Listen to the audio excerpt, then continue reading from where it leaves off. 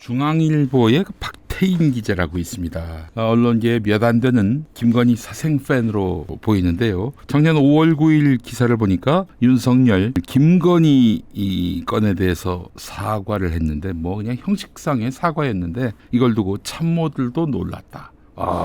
통 큰 윤석열의 면모를 보았다. 뭐 이런 이야기입니다. 그리고 작년 10월 1일 김 여사 진정 있는 사과를 할 마음을 갖고 있다. 이 따옴표를 따서 진정성 있는 사과를 할 마음을 김건희가 갖고 있다. 글쎄요. 제가 당시에 파악하기로는 그런 마음이 1도 없어 보였는데. 그리고 12월 5일 계엄 이틀 뒤죠. 김건희는 계엄을 몰랐다. 김건희가 알았다면 말렸을 것이다. 이런 기사를 썼던 사람입니다. 자, 그리고 1월 8일에는 요즘 술 입에 안 된다는 윤석열. 나 때문에 아내가 고생. 불쑥 등장. 왜? 왜긴 왜야. 네가 윤석열 김건희 빨아주려고 그런 거지. 어? 그리고 1월 17일자 오늘자 기사를 보니까 김 여사 완전히 깡 말라. 밥 못 먹고 약으로 버틴다. 예, 밥을 못 먹고 약으로 버틴다. 무슨 약을 먹는다는 얘기일까요? 중앙일보 박태인 기자 여러분 기억하시기 바랍니다. 참 이렇게 빨아줄 수가 있나 싶네요. 자, 윤석열이 이제 체포가 됐고요. 한남동 관저에 김건희만 남았는데 일단은 그 김건희는 윤석열의 파면 여부가 결정되기 전까지는 그 관저에 남아 있을 수 있습니다. 만약에 파면이 되면은 이제 나와야지요. 거기는 대통령과 대통령 부인만, 가족만 들어가게 돼 있는데 말이죠. 자, 근데 계엄 이후에 관저에서 김건희와 마주쳤다는 다수의 여권 인사들이 모두 김건희의 건강을 염려했다라고 이 박태인 기자가 보도를 했습니다. 김건희가 밥을 거의 먹지 못하고 있어서 병원에 가야 할 상황인데, 그런데 주변 직원들에게 병원 가라고 이렇게 조언하고 있는 주변 직원들에게 오히려 김건희가 괜찮다라면서 다독인다는 거예요. 예, 어디까지 가나 봅시다. 자, 여권 관계자는 김 여사가 병원에 가면 야당에서 각종 억측을 쏟아내며 마녀 사냥을 하지 않겠느냐. 수개월 전부터 관저 밖을 나가기가 어려운 상태다. 아니, 그 최수근 해병 순직하시고 임성근이를 봐주라고 이렇게 윤석열이가 지시를 한 걸로 돼 있잖아요. 그런 국면에서 저도, 거제도에 있는 저도, 이 저도의 저자가 멧돼지 저자입니다. 이 저도에 가서 그 해상 위에서, 군함 위에서 폭죽놀이하면서 술 파티를 벌였던 김건희가 이렇게 염치가 있었나? 갑자기 1년 새 염치를 장착했나?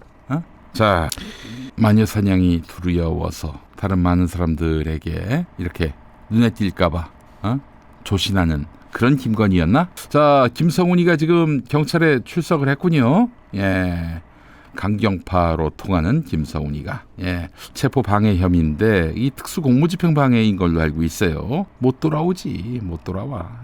그래요. 김성훈하고 우리 김건희가 각별한 석별의 정을 나눴는지 모르겠습니다.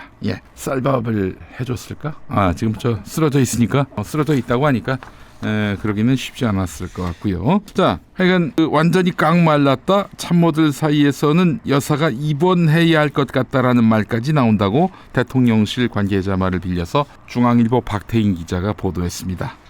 건강이 걱정될 정도로 수척한 모습이었다. 흰머리도 늘었다. 이런 비슷한 기사를 파이낸셜 뉴스라고 경제신문에서도 보도했습니다. 요거 이 보도 메커니즘상 아마 대통령실에서 누군가가 이렇게 써달라고 요청하지 않았겠나 하는 그런 생각이 듭니다.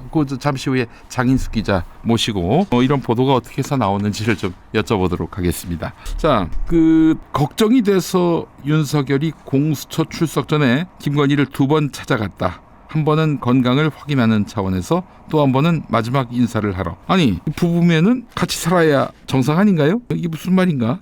별거 했다는 얘기인가 그동안? 하여간 완전히 깡 말랐다. 참모들 사이에서는 여사가 입원해야 할 것 같다. 이런 말까지 나왔다고 박태인 기자와 파이낸셜 뉴스가 보도하고 있습니다. 자, 근데 말이죠. 저희가 파악한 정보에 따르면은 김건희가 몸져 누웠다는 게 사실이라면은 그 시점은 아마도 강미정 조국혁신당 대변인이 12월 14일 스픽스에 나와서 했던 말, 그 말 이후가 아닐까 그래 보인다는 그런 설을 입수했습니다. 자, 강미정 조국혁신당 대변인, 잘 아시는 대로 부잣집 며느리가 됐죠. 그래서 이 그야말로 상류층들과 소통이 많았고요. 그 상류층들이 또 이제 역술, 무속 쪽에 굉장히 가까운 분들이 많이 계시거든요. 그런 쪽으로 정보가 굉장히 많은 분이에요. 강미정 대변인 스픽스 출연해서 무슨 말을 했는지 잠깐 보시겠습니다.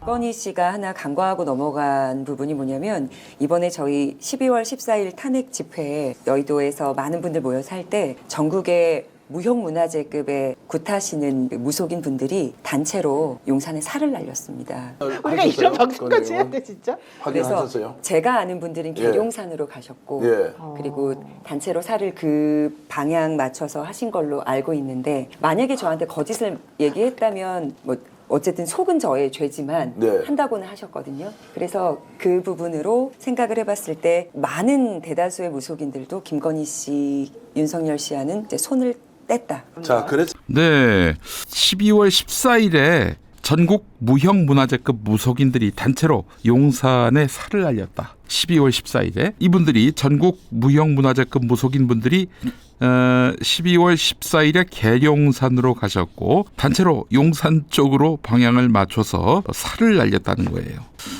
무속인들이 거짓말을 할 리가 없다.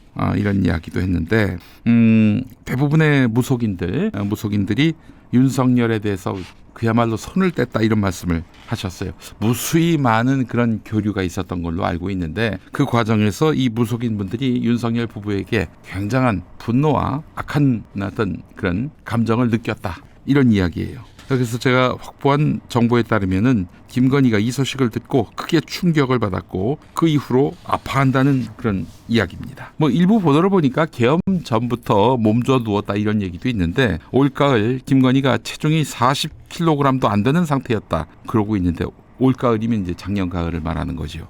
그 몇 달 동안 40kg도 안 되는 상태였고 스트레스가 극심하면 물도 마시지 않고 남편의 속을 끓게 했다 그러는데 근데 예전에 한번 시금 전패설은 또 돌았어요. 그때도 김건희는 다시 모습을 드러냈을 때 멀쩡한 모습이었습니다.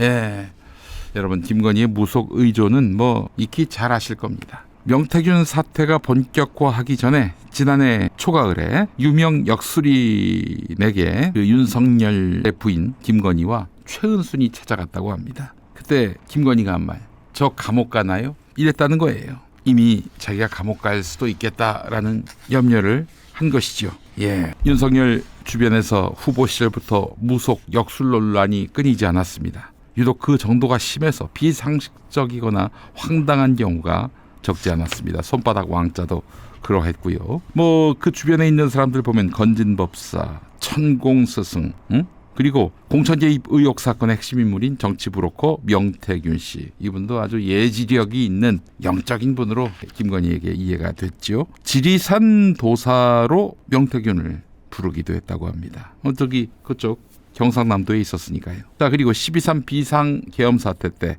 역술과 무속의 그림자 짙게 드리워졌지요. 누구냐? 노상원 전 정보사령관. 이 사람은 안산에서 점집을 운영했는데 이 사람하고 김충식이라고 있습니다. 최은순의 내연남. 이 사람하고의 관계도 만만치 않아요. 결국 김건희 쪽에서 그 라인을 타고 들어온 노상원이 아니었겠는가 하는 해석이 신빙성이 있습니다. 야, 근데 웃긴 게 노상원 집 앞에 모범 무속인이라는 스티커가 붙었다고 합니다. 그거 누가 붙여주지요? 무슨 어디 문화체육관광부에서 붙여줍니까? 예, 흔히 노상원 씨를 보살로 부르는데 야, 보살 머릿속에서 사람들을 살상할 생각, 전쟁을 벌일 생각을 했다니 모범 무속인 맞습니까? 자, 게다가 윤석열 정부 대통령 비서실에 한때 역술인 행정관이 근무한 사실이 확인됐습니다. 작년에도 일을 했어요. 작년에 들어온 걸로 알고 있는데 4급 행정관이었다는 거지요. 역술가를 아예 출근을 시켜가지고 월급을 주어가면서 폐기를 하고 또 굿도 했다.